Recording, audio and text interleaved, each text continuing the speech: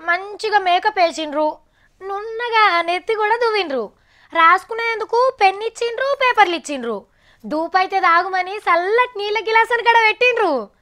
వార్తలు చదువుడు అయిపోగానే గరం గరం చాయ్ ఇస్తారు. అయినా సరే నేను ఈ వార్త చదివా, నాకు చదవబుద్ధి అయితే లేదు.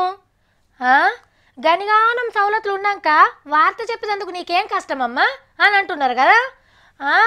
నా చెవు పుట్టలా ఒక రాయి ఊసిపోయింది, మరి మీకు కనబడుకుంటేంది, నేను కారణం చెప్పిన కదా. అబ్బా అదో కారణం అని మూతులు తిప్పుతున్నారులే. మరి గాసార్ ముచ్చట కూడా గిట్లనే ఉన్నది. ఇంత పెద్ద దేశానికి చాయ్ వాళ్ళ ప్రధానమంత్రి అవుడంటే మామూలు ముచ్చట్నా? కానీ కొందరు ఓరుస్తలేరట, దించేస్తందుకు కుట్రలు చేస్తుండ్రని చెప్పుకొని బాధపడ్డాడు మోడీ సారు. చాయ్ వాలా దేశ్ కా ప్రధానమంత్రి బన్ कैसे गया इनके गले नहीं उतरता है. అయినా మోడీ సారు చాయ్ వాలాను ఫుల్ మెజారిటీతోని ప్రధానమంత్రిని చేసింది పబ్లిక్ గన్ని ప్రతిపక్షాలు కావు సారు. 20 నెలల సంధి దేశాన్ని ఏలుతున్నావు, ఎవ్వరు సర్వే చేసినా నువ్వు సూపరు కేక అని చేజలు వలుకుతున్నారు జనం. మోడీ సారు మాట మీద నిలబడే మనిషి అని నమ్ముతున్నారు.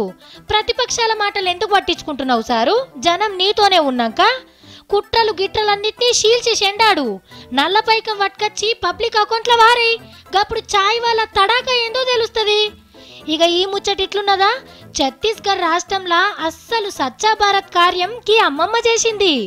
మేకలను అమ్మి ఇంట్లో పాయికాన కట్టించుకుంది. మోడీ సారు తారీఫ్ చేసి 104 ఏండ్ల అమ్మమ్మకు సన్మానం చేసిండు. పొరకలు బట్టి పోజులు కొట్టేటోళ్లకు సన్మానాలు చేసే బదులు ఇసుంటోళ్ళకు చేస్తేనే ఇంకో 4 ముంగట్కొస్తారు సారు. అట్లనే ఎలక్షన్ల ముంగట చెప్పిన అన్ని చేస్తేవంటే చాయ్ వాలాను ప్రధానమంత్రి చేసిన వాళ్ళ రుణం తీర్చుకున్నట్లయితది.